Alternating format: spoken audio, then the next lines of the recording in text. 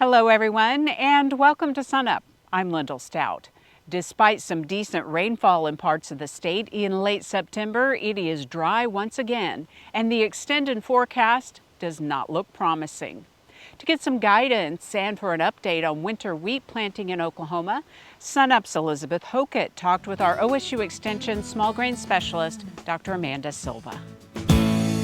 We're here now with Dr. Amanda Silva. So Amanda, it's obviously pretty dry out here. So just tell me a little bit about what's going on in the wheat industry right now. People are getting ready to plant, are planting. What's going on? Yeah, so especially for our dual purpose producers, we are all trying to get seed on the ground, and it's being really dry. The last storm that we received helped some areas, but some we waited a little bit and the soil has already dried up. So how is this going to affect something like dual purpose wheat? It will affect, so the more we delay planting from now on, it could affect the amount of forage the wheat produce in the fall, and definitely affect our producers wanting to use wheat for pasture. As far as grain only, we are still okay. We still have some time in most areas, so hopefully we'll get some rain by then. We planted the panhandle last weekend. That's our grain-only trials. And luckily, we were able to plant the seed into moisture. We just had to go a little bit deeper, but yeah, so like I said, there is a lot of variability in the state. In most cases, we are very dry, but in some cases, I think in some areas, producers may be able to find some moisture, but I think right now, most of our farmers are dusting in wheat.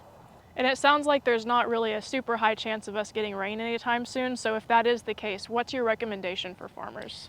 That is always very hard because that decision should be made on a farm by farm basis. And so in some situations, farmers can wait and want to wait for the rain to put the seed on the ground. In some situations, farmers will just put the seed, will dust in the seed and hope for the rain. And so the recommendation is just look at their own scenario and make the decisions that they're most comfortable with.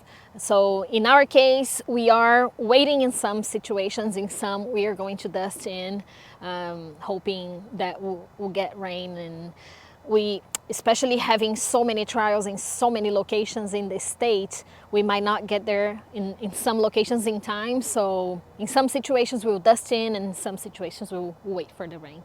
So for that dual purpose wheat, what's the optimal time for planting and how late is maybe too late? So in general, farmers are in good shape if they can get their wheat established and planted by mid-September up to end of September. So that is in general a good time.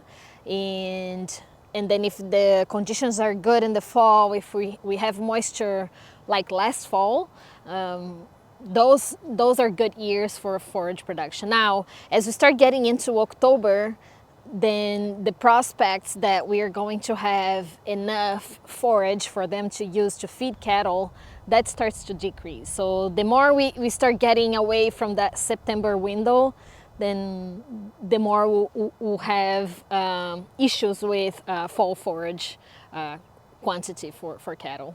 So we've obviously been here before. This is Oklahoma. We've had weather challenges. What are your recommendations going forward? Yes, in fact, it was 2 years ago when we had a drought in the fall. Going forward, I think the best decision farmers can make is whatever they're most comfortable with.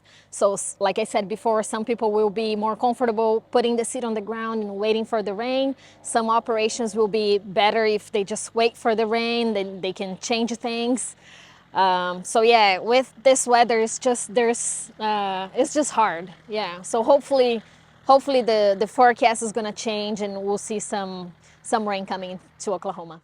And as we know in Oklahoma, that rain can come out of nowhere unexpected, and it doesn't take much to help.